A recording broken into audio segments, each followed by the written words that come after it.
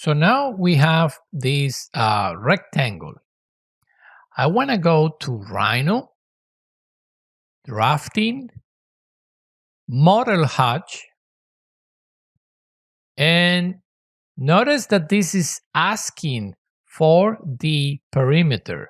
So we can go to Curves, right click, select this one over here, connect it over here, and notice that by default, the pattern is set to solid. So I'm gonna select, let's say, grid. Perfect. Once I select grid, make sure you change the scale because the scale by default is set to 1. So we're gonna set it from 1 to maybe 50. And let's see what happens. Oh, very nice. Let's set it over there.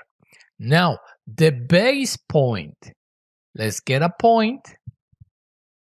Connect it over here. Right click, set the point, and put it right there at the center. So now you can move the center of the hatch.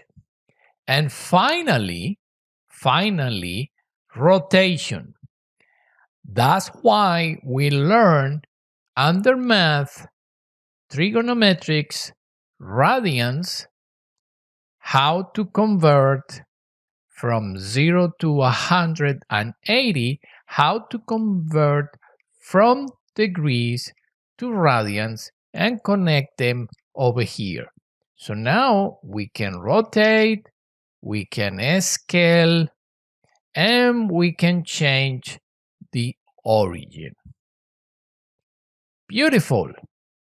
But don't forget that on the other side, we have access to the rotation, we have access to the hatch pattern, we have access to the scale.